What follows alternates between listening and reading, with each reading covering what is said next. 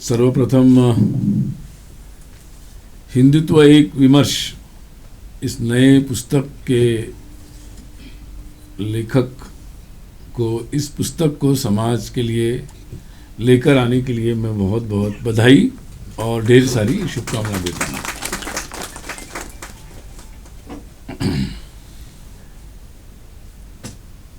आज अभी लेख मैं सोच रहा था यहाँ बैठकर, इधर से इंदुशेखर जी तो तत्पुरुष इंदुशेखर जी तो स्वयं सतत हिंदुत्व पर लिखते हैं और उनके बारे में काफ़ी वर्णन भी हुआ। पहले मैं उनके इस कार्य के बारे में ज़्यादा नहीं जानता था, थोड़ा जानता था कि वो लिखते हैं और अच्छा लिखते हैं, लेकिन जब इस पुस्तक के बारे में मैं जयपुर प्रवास में उन्होंने पूरा वर्णन किया, बताया, फिर किताब भेजी और किताब पढ़ी भी मैंने पूरी, बहुत दिन पहले पढ़ी, छपने से पहले पढ़ने का अवसर मिला। कितना स्मरण है वो अलग विषय, लेकिन पूरी किताब मैंने पढ़ी जाने से पहले। तो वो विवाद से परे है कि मतलब उनकी विद्वत्ता के बारे में। फिर इधर पत्रकारिता के दो लोग बैठे हुए हैं। एक पत्रकारिता का जो केवल प्रोफेसर नहीं है, उसका जो देश का सबसे बड़ा इंस्टीट्यूट है, प्रमुख मान्यता प्राप्त, उसके महानिदेशक है संजय जी, और लंबा अनुभव है। उधर पांचजन्य का को लेकर रोज़ जो मतलब उद्घोष होता है उसके संपादक है। और जहाँ हम बैठे एकात्म भवन, महेश जी खुद यहाँ बैठे हैं, वो तो हम सभी के लिए मतलब एक मार्गदर्शक है। उनका जो अध्ययन है, विचारों की स्पष्टता है। तो और फिर इधर अगर मैं देखूं तो बहुत सारे लोग हैं, हर कोई लिखने पढ़ने वाले साहित्य के, तो वैसे उस दृष्टि से मैं साहित्य जगत का व्यक्ति नहीं हूँ मतलब। तो इसलिए मैं सोच रहा था कि मतलब क्या कहा जाए मतलब इतने सब लोगों के बीच में। लेकिन जो मोटी मोटी बात मुझे समझ में आती है कि हमारा एक ऐसा देश है कि जिस देश में जो बात वेदों में कही गई, वेदवाणी के रूप में कही गई, वो परिश्रम पूर्वक कई वर्षों के प्रयास से और कई लोगों के प्रयास से और कई पीढ़ियों के प्रयास से सामान्य जन तक पहुंचाई गई, जिसका अनुभव हम आज भी ले सकते हैं। वेदों में जिस एकत्व की बात की गई या परस्पर हमारे संबंध की बात की गई कि हम लोग अलग अलग नहीं है, हमारे बीच में कोई एक ऐसा धागा है संबंधों का, हम जुड़े हुए हैं, मतलब ये बात की अनुभूति जिनको आजकल की हमारी आधुनिक भाषा में हम जो अनपढ़ कह सकते या जिनका शिक्षा से संबंध नहीं ऐसा कह सकते, दूर दराज रहने वाले लोग कह सकते, हम अपने गांव की एक सामान्य परिस्थिति में आज की अंग्रेजी या आज की स्कूली शिक्षा में नहीं गए ऐसे लोगों के व्यवहार में भी उसका हम अनुभव कर सकते हैं। ऐसा दुनिया में के कई जगह देखने को नहीं मिलता है। कहा कुछ गया, फिर पहुंचा कुछ और कई लोगों को तो इतना ही पहुंचा कि जो बताया उसको फॉलो करते रहो।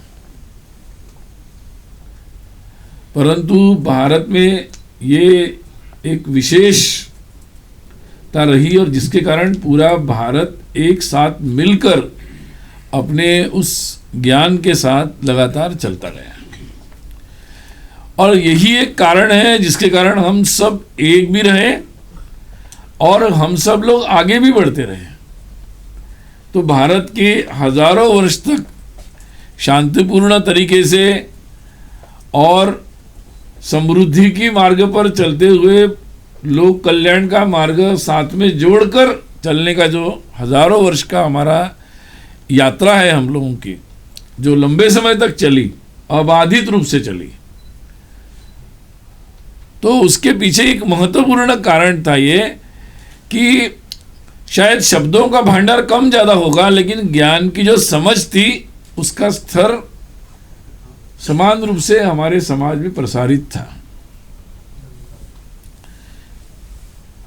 और उसको अगर आज के शब्दों में हम अगर वर्णन करें तो वो हिंदुत्व का ही भाव था, जिससे हम एकात्मता समझते थे, परस्पर अपने रिश्तों को समझते थे, अपने एकत्व को समझते थे, अपने संस्कृति को समझते थे, अपने जीवन व्यवहार को भी समझते थे। ये लगातार 1 साल नहीं, 2 वर्ष नहीं, पीढ़ियों तक, हजारों वर्ष तक अबाधित रूप से भारत में चलता रहा।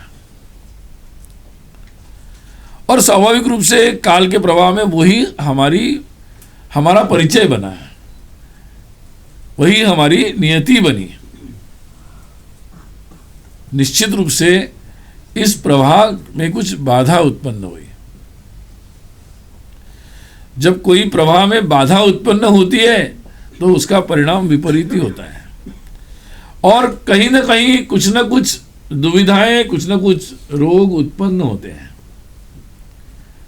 हमारे समाज जीवन की इस प्रवाह में भी कोई बाधाएं ऐसी आई, और जिसके कारण ये जो ज्ञान का स्तर था, ये हिंदुत्व की जो समझ थी और उसका प्रतिबिंब अपने जीवन में था, उसमें कोई ना कोई फेर आया, फर्क आया, और उसका फिर जो विपरीत परिणाम है हम जीवन के हर क्षेत्र में आज अनुभव करते हैं। इसलिए आज अगर हम फिर से उस प्रवाह को जो बाधित हुआ है उसको फिर से उस बाधाओं को निराकरण करना चाहते हैं, और उस बाधाओं से इस प्रवाह को मुक्त करते हुए फिर से प्रवाहित, उसी तरह से शुद्ध रूप से प्रवाहित करना चाहते हैं, तो उसका मूल उपाय यही होगा कि जो हिंदुत्व की उस वेदों से जो प्राप्त हमारे विचार है, या उस समय से अनुभव सिद्ध उन विचारों की जो समझ है, जिसको हम हिंदुत्व की समझ कह सकते हैं, हमारे एकत्व की अनुभूति है, हमारे परस्पर संबंधों को समझना है, उससे हमारे व्यवहार को निर्धारित करना है, हमारे जीवन के हर क्षेत्र के व्यवहार को निर्धारित करना है, तो वो हम पुनर्स्थापित कर सकते हैं। क्योंकि आज हम पुनः अपने जीवन में सुख, शांति, समृद्धि, ये सब लाना चाहते हैं, तो हमें वो प्रवाह की बाधा समाप्त करनी होगी, और दूसरा कोई प्रवाह आके इस प्रवाह को, बाधा को समाप्त नहीं कर सकता। कोई भी दुनिया में ऐसा प्रवाह नहीं जिसको हम यहां प्रवाहित कर देंगे और फिर हमारा ये प्रवाह चल पड़ेगा या शुद्ध हो पाएगा, ऐसा नहीं है। कई लोग ऐसे प्रयास कर रहे हैं कि कहीं से प्रवाह हम लेके आएंगे, उसको यहां प्रवाहित कर देंगे तो फिर वैसा हो जाएगा, लेकिन वो संभव नहीं है। वो संभव नहीं है क्योंकि जहां से ये प्रवाह चल रहे वहां भी वैसा नहीं हो पाया, वहां भी ऐसी अनुभूति किसी को मिली नहीं है, जबकि ये अनुभूति हजारों वर्ष तक पूरे विश्व ने की है कि ये प्रवाह जब चलता रहा, उस प्रवाह की जो धाराएं निकली उससे पूरा विश्व प्रफुल्लित होता रहा है। उसका ही नाम हिंदुत्व है। और जब ये प्रवाह बाधित हुआ तो पूरे विश्व में वो धाराएं भी बाधित हुई, जिसका परिणाम और जिसकी विपरीत अनुभूति पूरा विश्व भी कर रहा है। बहुत सारे नए प्रश्न आज आधुनिक जीवन में जो आए हैं वो इस समझ के कारण आए हैं, और इस समझ को केवल अगर विद्वानों ने, कुछ लोगों ने समझ लिया तो ये कार्य पूरा नहीं हो सकता। इस देश के सामान्य से सामान्य लोगों तक इस हिंदुत्व की जो समझ है उसको पहुंचाना एक महत्वपूर्ण राष्ट्रीय कार्य है, और जिस राष्ट्रीय कार्य में जिनको भी इस कार्य में थोड़ी गति है उनको और अपनी गति बढ़ाकर ज्यादा से ज्यादा कार्य करने की आवश्यकता है। जितना गति से और जितने अच्छे तरीके से, मजबूती से ये कार्य किया जाएगा, तो हमारे मन में जो कल्पना है, जिसकी प्रतीक्षा बहुत सारे लोग कर रहे हैं, वो कार्य संभव है। और इसीलिए आज ये हिंदुत्व के जो संदर्भ है, जीवन के हर क्षेत्र को जो स्पर्श करता है उसको व्याख्यायित करने की जरूरत है। सामान्य शब्दों में सबको समझ में आए ऐसे शब्दों में, इतना विस्तारित हो कि समझ में आ जाए, इतना भी ना हो कि परे हो जाए, इतना भी संक्षिप्त ना हो कि समझ में ना आए। तो इसको बड़ा ठीक तरीके से समझकर उसको प्रवाहित करने की जरूरत है। आज मुझे लगता है कि ये हिंदुत्व का जो थोड़े थोड़े चिन्ह समाज में निकल के आ रहे हैं कि जब ये प्रवाह थोड़ी बाधाएं हटती है तो कैसे प्रवाहित होता है, इसका अनुभूति थोड़ी थोड़ी हमें भी आ रही है और पूरे विश्व को भी आ रही है। आज हिंदुत्व का मूल जो तत्व है कि एकत्व की अनुभूति, कि हम एक दूसरे से जुड़े हुए हैं। जब जुड़े हुए हैं तो हमें एक दूसरे की चिंता भी करनी पड़ेगी। एक दूसरे के प्रति हमारी ऐसी स्पर्धा नहीं हो सकती, ऐसी स्पर्धा नहीं हो सकती कि जो एक अंग्रेजी में शब्द उपयोग करते हैं किलिंग इंस्टिंक्ट, हाँ, तो ये एक शब्द उपयोग करते हैं। अब अलग अलग लोग इस पर अलग व्याख्यायित कर सकते हैं। अच्छा है, वीर वृत्ति होनी चाहिए, हम भी उसके उपासक हैं, लेकिन वीर वृत्ति धर्म की स्थापना के लिए होनी चाहिए, धर्म की स्थापना के लिए होनी चाहिए। विद्वान लोग इस पर बहुत सारे संस्कृत सुभाषित भी आपको सुना सकते हैं। तो ये ऐसी प्रतिस्पर्धा दुनिया में होने से दुनिया में शांति नहीं आ सकती और समृद्धि नहीं आ सकती। आज के आधुनिक समय में जो अर्थशास्त्र के नियम चल रहे हैं, जो मार्केट इकोनॉमी या बाजार की प्रतिस्पर्धा पर ही निर्धारित किए जा रहे हैं, तो उनको बदलकर हिंदुत्व आधारित करना होगा। प्रतिस्पर्धा जरूर हो, लेकिन प्रतिस्पर्धा एक दूसरे को आगे प्रोत्साहित करने के लिए हो कि मैं 4 कदम बढ़ रहा हूं तो मुझे देखकर तुम भी 8 कदम आगे बढ़ो। इसके लिए आवश्यक नहीं कि मेरे 4 कदम को मैं 2 कर दूं तभी मैं 4 कदम जाऊंगा। ये जो सामान्य हिंदुत्व के आधारित हम इस आधुनिक समय में भी अपने नियमों को फिर से एक बार देखने की आवश्यकता आ रही है, जिससे हम अपने ऐसे समृद्धि के रास्ते बना सकते हैं जिसमें वास्तव में विश्व में शांति आ सकती है और सबके लिए समृद्धि आ सकती है। कुछ देशों की समृद्धि तभी, क्योंकि अगर हम पिछले 100-200 वर्ष का इतिहास देखेंगे, 200-300-400 वर्ष का, तो नियम तो यही चल रहा है कि कुछ देशों का शोषण करो तभी कुछ देशों की समृद्धि हो सकती है। पूर्व के देशों का या विश्व के ऐसे देशों का शोषण हुआ तब कुछ देशों की समृद्धि हुई है। अब ये मॉडल तो दुनिया भर में नहीं चल सकता। इससे तो जैसे कुछ विचारकों ने कहा था, वामपंथी विचारक मार्क्स ने, कि भाई ये सतत ऐसा ही संघर्ष चलता रहेगा, इससे कोई छुट्टी नहीं है। गलत है, अधूरा विचार है वो। आप परस्पर इस हिंदुत्व के भाव को अगर हम उस आधारित व्यवस्था बनाते हैं तो इससे हम लोग मुक्ति पा सकते हैं और परस्पर सामंजस्य से सबकी प्रगति का रास्ता बन सकता है। और इसलिए आधुनिक संदर्भ में जितने भी मनुष्य जाति के सामने, हमारे देश के सामने, समाज के सामने जो विषय है, उसमें हिंदुत्व के उस भाव को लागू करना, उसको समझना और उसके आधार पर नई व्यवस्थाओं का निर्माण करना, ये हमारे लिए एक करणीय कार्य है आगे। अभी तक समाज में इस बातों को समझने की मनस्थिति नहीं आई थी, क्योंकि बहुत सारे आवरण बनाए गए थे। धीरे धीरे पिछले कुछ वर्षों में ये आवरण टूटते जा रहे हैं। जो अनावश्यक आवरण है वो टूटते चले जा रहे हैं और बात स्पष्ट हो रही है। मैं कल ही एक जगह गया था, 2 दिन पहले एक जगह गया था, तो छत्रपति शिवाजी महाराज के प्रासंगिकता के बारे में एक विचार विमर्श चल रहा था और उनसे क्या सीखना चाहिए इसके बारे में विचार विमर्श था। तो मैंने जो बात वहां कही, मुझे लगा कि यहां भी वो बात मुझे उल्लेखित करना चाहिए। मैंने कहा कि उसकी प्रासंगिकता को अगर समझना है तो एक उदाहरण से समझ सकते हैं हम लोग। जब मुगल काल आने से पूर्व हमारे देश में बहुत सारी ऐसी व्यवस्थाएं थी जो हमारे, जिसको मैं हिंदुत्व कह रहा हूँ, उस आधारित थी। ठीक है, उसमें भी कुछ व्यवस्थाओं में सुधार की तो प्रक्रिया हमेशा होती रहती है, परंतु उसके आधारित व्यवस्थाएं हमारे समाज में स्थापित थी और उसमें भी कुछ दोष थे। उसके निवारण की अपने आप ही उसके अंदर एक व्यवस्था थी। समाज में ऐसे लोक जागरण की प्रक्रिया भी सतत चलती थी कि दोषों का जिससे निवारण हो जाए।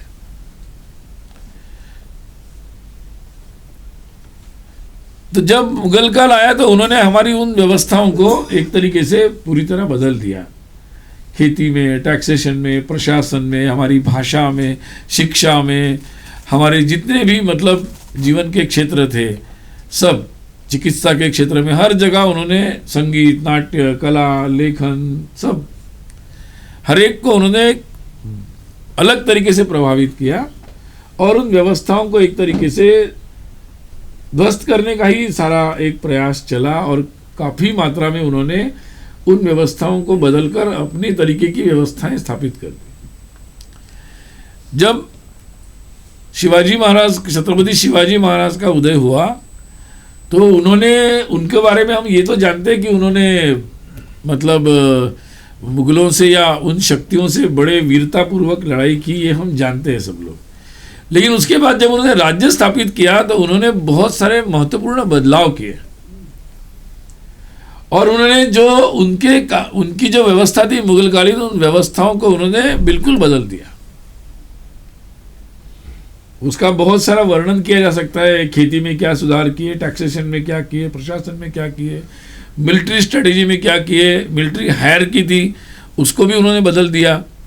अगर मैं एक छोटा सा उदाहरण आपको बताऊं तो 1628 में जो कामकाज की भाषा होती थी महाराष्ट्र में, उसमें जो शब्द थे उसमें लगभग पर्शियन भाषा के शब्द और मराठी के शब्द, तो उसमें मराठी भाषाओं का जो शब्द का परसेंटेज था वो 14.4 था, 14.4।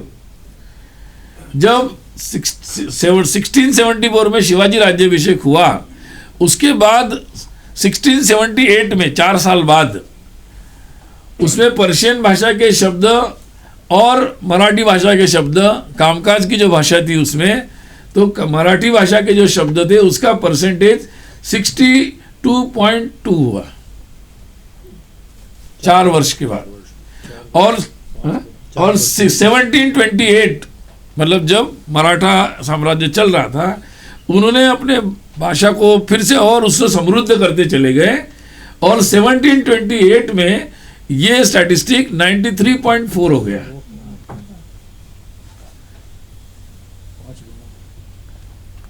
अब मैं ये केवल एक उदाहरण दे रहा हूँ, ये वी आर राजवाड़े जी का अनुसंधान है पूरा, उनका एक पूरा काफ़ी इस पर विस्तार से कभी आप लोग पढ़ सकते, विद्वान लोग हैं। तो ये एक सुधार मैंने बताया, ऐसे कई सारे सुधार हुए। अब ब्रिटिशर्स जब आए तो उन्होंने, जब ये शासन जाके कुछ कमजोरी रही हमारे, तो दूसरा शासन आया ब्रिटिश का, उन्होंने फिर से सारी चीजें ध्वस्त करते हुए सारे बदल दिया और फिर से एक नया ब्रिटिश व्यवस्था हमारे देश में लागू हुई। अब जैसे मुगलों के बाद शिवाजी का और बाद में मराठा शासन आने के बाद उन्होंने ये सारे बदलाव किए, लगभग ये सारे बदलाव को उन दिनों फिर जितने भी ऐसे राज्य छत्रसाल से लेकर सब स्थापित हुए, उन्होंने भी लगभग इस व्यवस्था को अपने उसी प्रमाण में लागू कर दिया। तो मतलब व्यवस्था बदल गई। अब ब्रिटिश जाने के बाद शिवाजी जैसे महाराज से प्रेरित होकर नेतृत्व को वैसा ही डीकॉलोनाइजेशन कुछ 4-5 वर्षों में कर देना चाहिए था।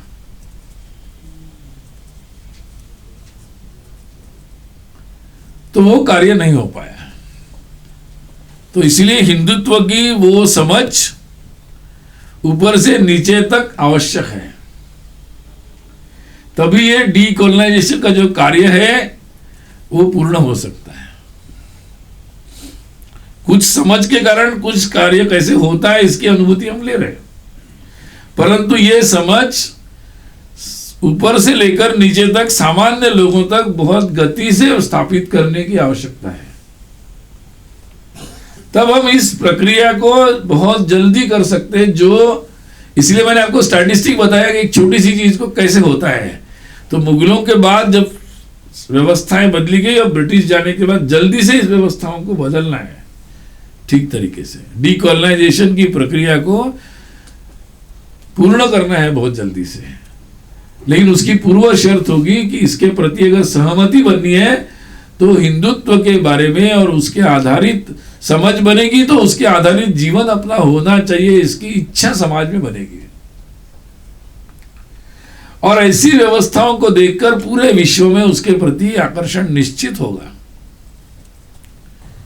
तो हम हिंदुत्व आधारित एक विश्व शांति हम स्थापित कर सकते हैं, समृद्धि ला सकते हैं, परस्पर एक जीवन की वो पद्धति को हम ला सकते हैं। इस दृष्टि से मुझे लगता है कि इस महान कार्य में जितना भी योगदान जो भी करेगा वो महत्वपूर्ण है। उस दृष्टि से ये जो आज इस पुस्तक के द्वारा हिंदुत्व एक विमर्श के नाम पर जो एक प्रयास आज हुआ है और आप सब लोगों ने इस प्रयास को प्रोत्साहित किया है, मुझे लगता है हमारा ये प्रयास व्यर्थ नहीं जाएगा। और इस प्रयास से भी हम जिस दिशा में जा रहे हैं उस दिशा में निश्चित रूप से हम कुछ कदम बढ़ने के लिए निश्चित योगदान होगा। ये कार्य ऐसा ही आगे बढ़े और हम सब लोग इस कार्य को आगे लेकर जाएं, इसके लिए मेरी बहुत बहुत शुभकामनाएं। भारत माता की जय।